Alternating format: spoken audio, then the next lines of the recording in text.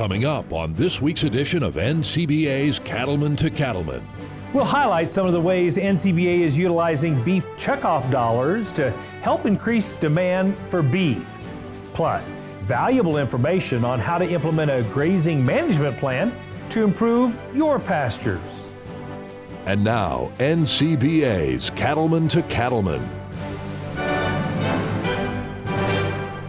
Hello and welcome to NCBA's Cattlemen to Cattlemen. I'm Kevin Auctioner. One key way the beef industry stimulates demand is through the work of the Beef Checkoff. The $1 per head checkoff is divided among many great contractors who implement programs in areas like research and promotion and consumer information. The National Cattlemen's Beef Association serves as one of those contractors and works every day to grow demand through checkoff-funded programs. And joining me now is Colin Woodall, CEO of the National Cattlemen's Beef Association, to discuss that.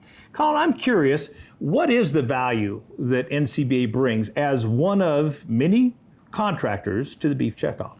We bring experience and expertise. When you look at the staff that NCBA employs with checkoff dollars, we have PhD meat scientists, we have PhD nutritionists and registered dietitians, we have market research experts. We also have experts in public relations and issues management. And that depth of knowledge that we have among our staff helps us be prepared to do everything in terms of promotion, education, and research. These are teams in the past that have done things such as develop the flat iron steak, respond to BSE, respond to high path avian influenza. All of the major issues that we have had over time has been done with a lot of that expertise, again, that our staff brings to the checkoff program. You know, I think a lot of people are either unaware or confused about the process that goes into actually developing proposals and then trying to go through the process of being awarded funds to do that research or that promotion or what have you. Tell us a little bit about the process that you go through. There's a lot of confusion, but it is a very robust process.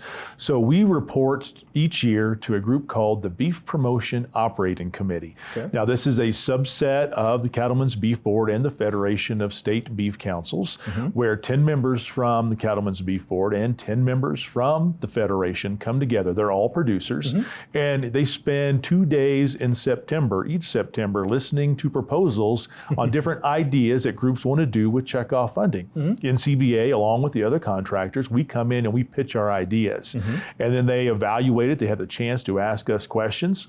Then at the end of the day, they decide whether or not they want to contract with us and at what level they're going to provide the funding for those programs. So every year we have to be on our game. We have to come in with a compelling program, one that shows the value of not only our expertise, but shows that it's a good investment of the checkoff, and then also be able to show them what we're going to deliver with that money if they choose to invest in us.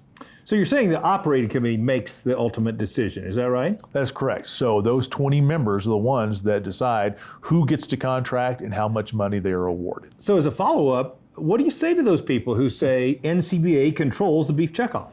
NCBA is not the checkoff.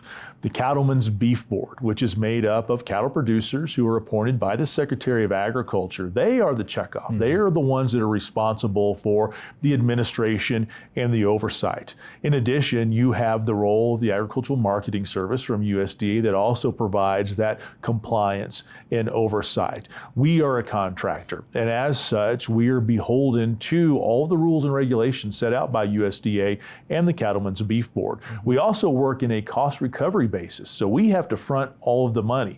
And if we don't meet what we committed to the Cattlemen's Beef Board and the Beef Promotion Operating Committee that we were going to do, we don't get compensated for that. So the bottom line is we are not the checkoff. We are merely just one of the contractors that utilize that money to do great work, such as the Beef It's What's for Dinner campaign. You know, one of the iconic American advertising campaigns that is done by NCBA with checkoff dollars that are approved by the operating committee. I think it's impossible to argue the effectiveness of the Beef Checkoff, earning over, $13 per every dollar invested. And I want to say thank you to you and all the other contractors who work so hard on our behalf to drive demand for beef. Thanks, Colin. Thank you, Kevin. Now remember, if you want to learn about some of the ways checkoff dollars are being used to increase beef demand, then check out the Beef It's What's for Dinner website. You'll also find things like recipes, information on beef cuts, and nutritional information at this one-stop shop for all things beef. An animal disease outbreak could be devastating not only to an individual beef operation, but also to the entire beef industry. So are we doing everything we can do to prepare our farms and ranches? Joining us now is Hillary Makins, Senior Executive Director of Issues Management and Public Relations for the National Cattlemen's Beef Association. Hillary, let's start with this. Why is it important to be proactive when it comes to animal disease management? Well, as you just mentioned, we know that animal disease can be devastating to the industry as a whole. Yeah. But what's tricky when we're dealing with animal disease is there are a lot of unknowns. We don't necessarily know when it's coming. We can't always plan for everything. So what we have to do is plan ahead for the things that we know we can control. And biosecurity is one of those. Biosecurity is going to be key no matter what type of animal disease or health issue we're dealing with. So that's one way we can get ahead. When we were dealing with bird flu, it's a very good example. We didn't necessarily know what the illness was when it started.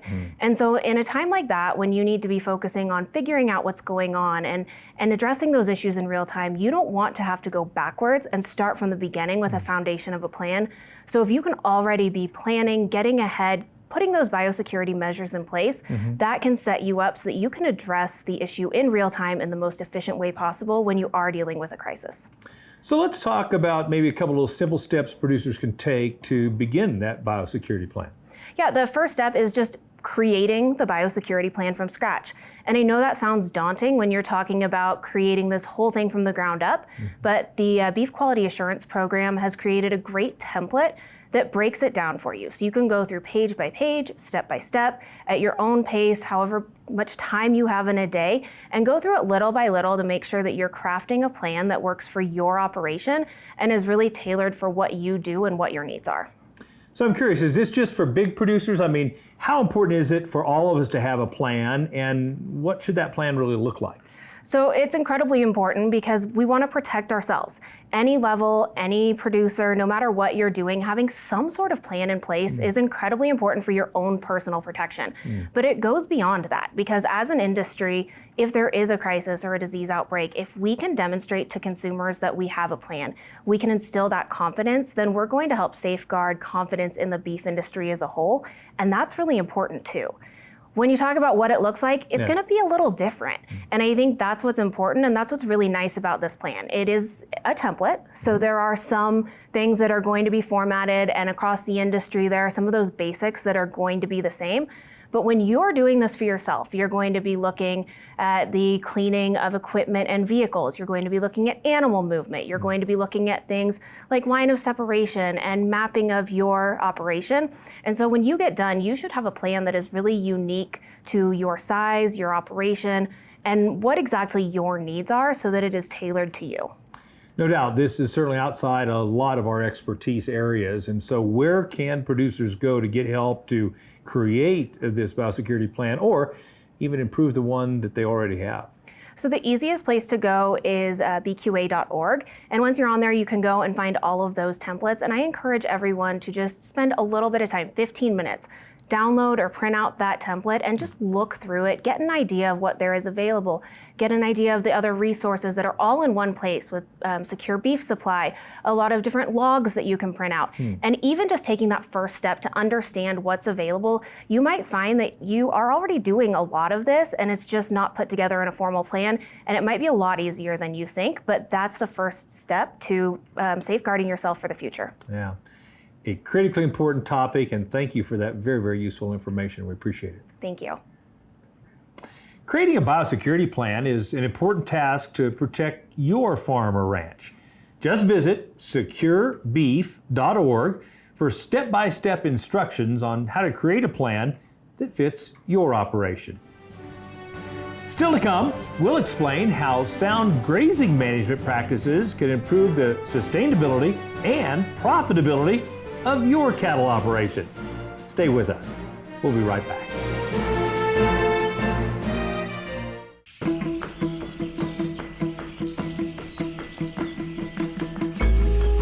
Grazing and pasture management is really the critical first step in our cow-calf operation. Without good quality pastures, good quality forage, it'd be really tough to make it with a cow-calf operation.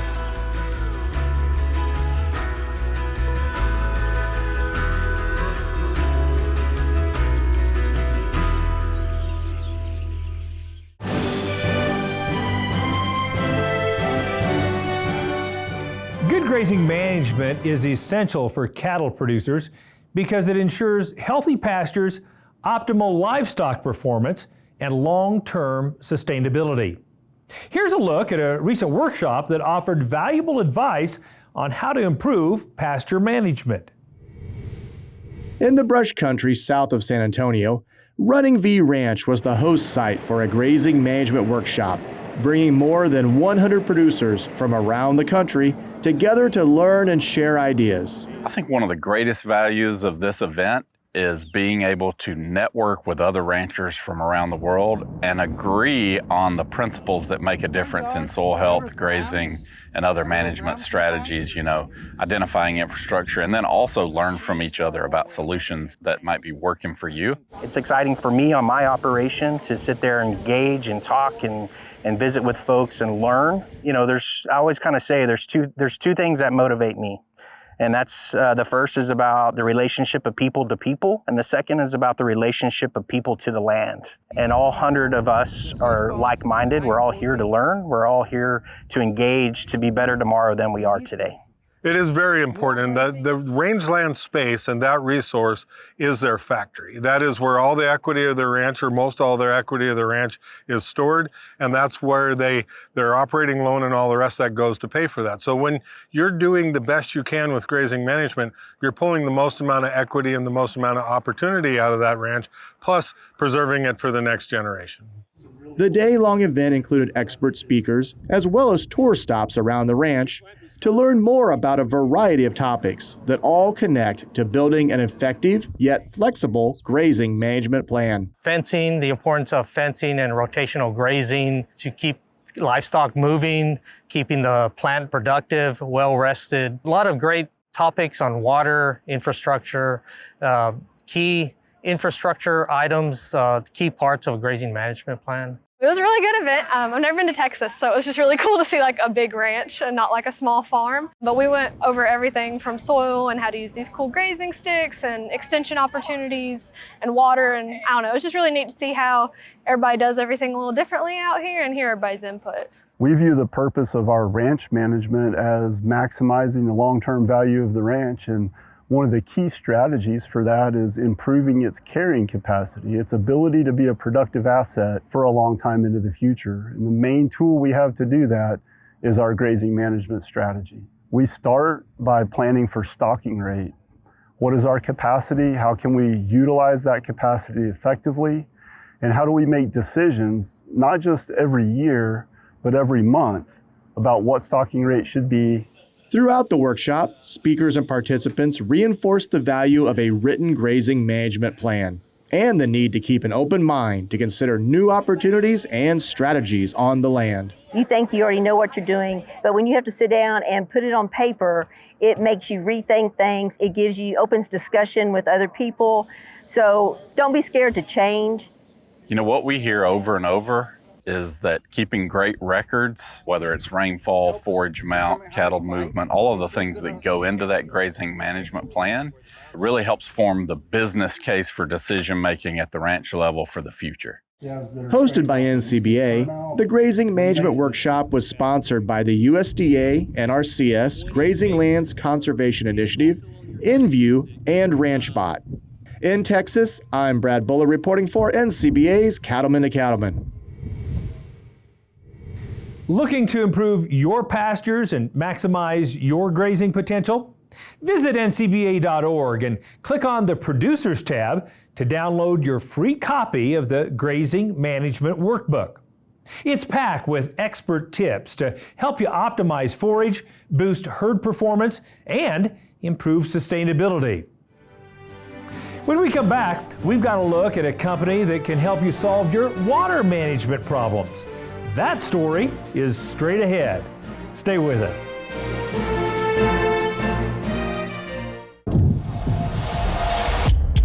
flagging obstacles, mapping boundaries, setting AB lines.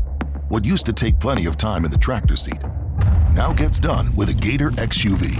Precision ag technology goes nimble in our redesigned utility vehicle. It's tech that's efficient, effective, and easy to implement into your operations. Get more from your Gator XUV with Bluetooth connectivity, AutoTrack ready compatibility, and Green Star ready operation. Upgrade the way you work today.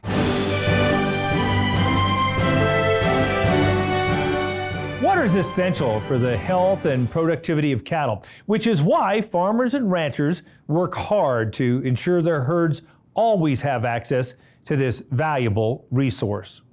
We've got to look at a company that's revolutionizing how cattle producers manage their water. How much time do you spend thinking about the water your cattle must have? Is the tank full? Is there a problem? It's a source of concern for farmers and ranchers, and inevitably, someone has to go check, often daily, to make sure the water is there and flowing. However, there is a better way. RanchBot's a remote monitoring solution that allows ranchers to see their water on the ranch in real time. Part of ranching life is driving to check water. I mean, it's the essential ingredient for ranching, and obviously on hot days, and even in the middle of winter. I mean, it's essential for us to know that our cattle have water, and we spend a lot of time driving to check water that 95% of the time does not need checking for the 5% of times that it does, because we have to know that our livestock have water. So we created RanchBot so that ranchers could know their water in real time without having to drive there. So now we have about 8,500 ranchers waking up every morning looking at their water on their cell phone or on their computer and knowing where they've got water issues and when they've got water issues immediately. We live 15 miles away, so to come down and check a cistern or trough, that could be an hour out of our day, plus the fuel and it's just the peace of mind also to know that there's not something happening, the cows have water.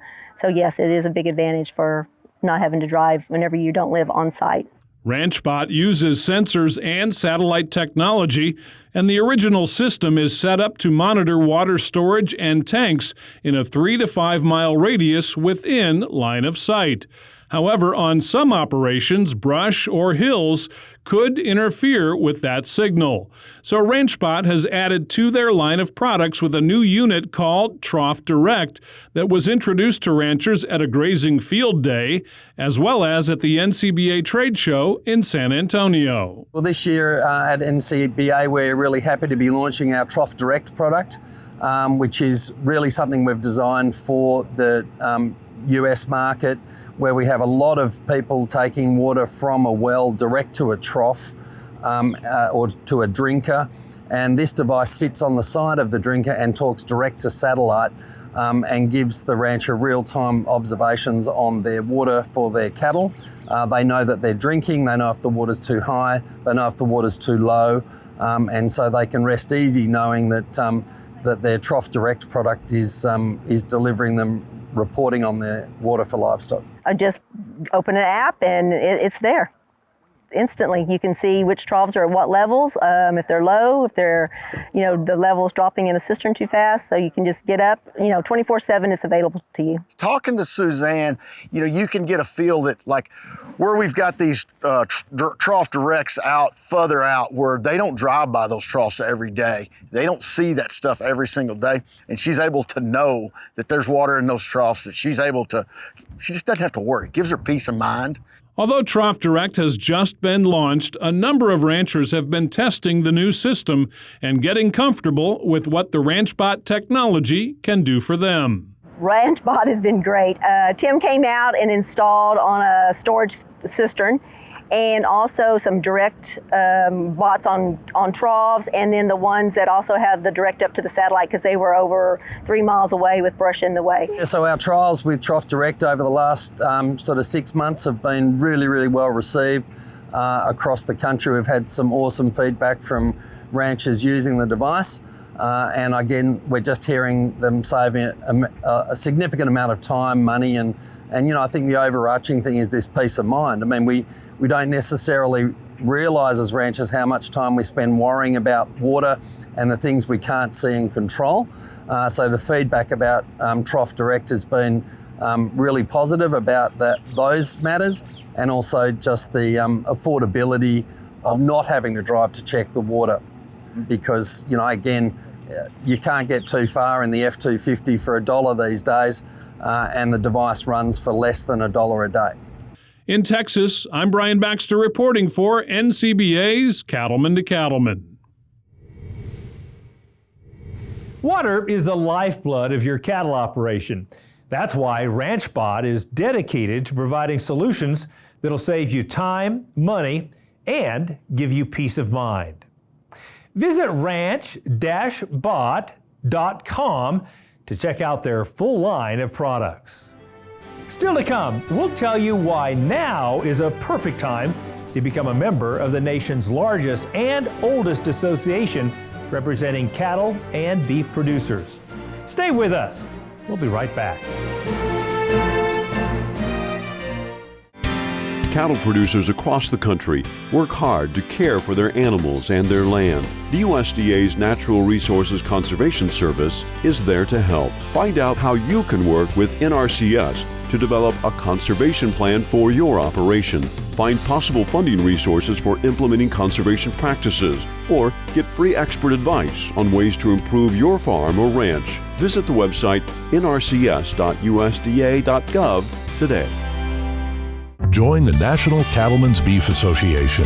NCBA is the oldest and largest national cattle industry organization working to defend your interests in Washington, D.C. And there are big benefits to being a member. You get news you can use in the National Cattlemen, email updates in the NCBA Beef Bulletin, plus big discounts only for NCBA members. Join by calling 866-233-3872 or online at ncba.org.